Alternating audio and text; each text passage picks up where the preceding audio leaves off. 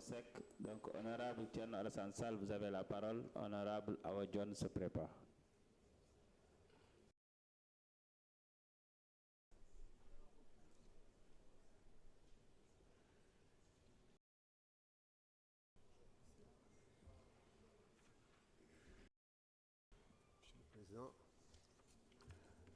Monsieur le Président, Mesdames, Messieurs les députés, chers collègues, Messieurs les ministres, c'est avec à la fois un sentiment d'honneur et de gratitude à l'égard des Sénégalais que je me retrouve face à vous aujourd'hui.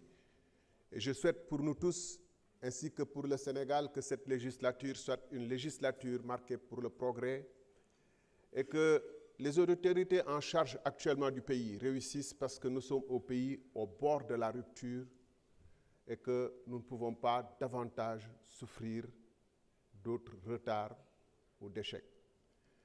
Monsieur le ministre, ce projet de loi rectificative, de loi de finances rectificative, vient relativement tardivement, puisque vous avez promis aux Sénégalais un changement de politique qui devait se traduire par des changements au niveau du budget, parce que le budget précédent avait été voté par un autre régime, avec une autre vision. Et on s'attendait que dès les premiers mois de votre accession au pouvoir, que les orientations et le fameux projet que vous avez promis aux Sénégalais se traduisent dans le budget et que les projets soient immédiatement mis en place pour que, le plus tôt possible, un autre visage du Sénégal s'esquisse.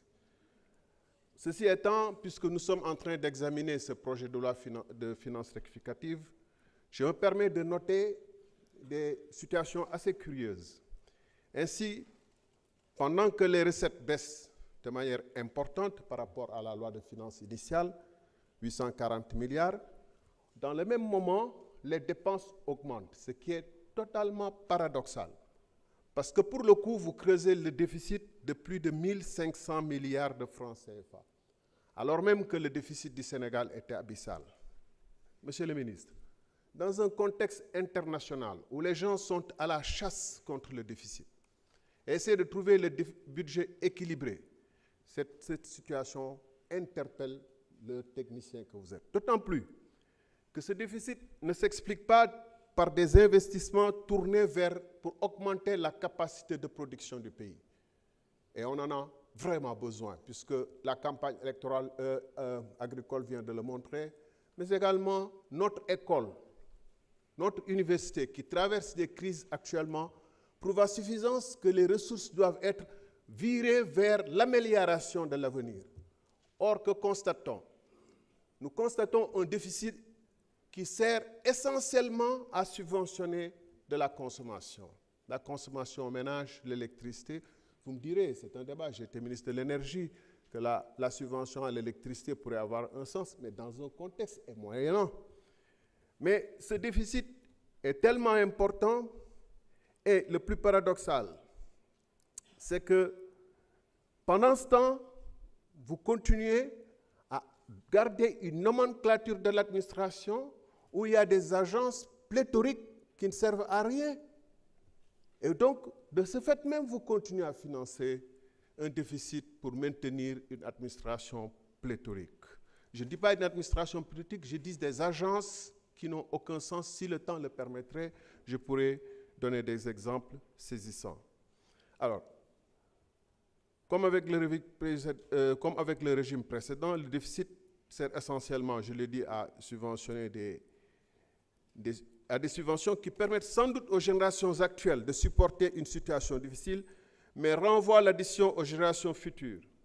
Vous avez fait le choix de ne pas rationaliser les agences. Et en fait, pour financer le déficit actuel, vous avez un besoin de financement qui se situe à 4 491 milliards, soit bien plus que les recettes du budget. Pour la première fois, je vois que les financements extérieurs dépassent de loin les recettes du budget.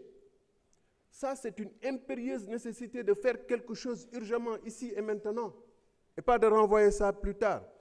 Et le service de la dette, qui a 2 706 milliards, est un des postes les plus élevés du budget, plus que l'éducation nationale, plus que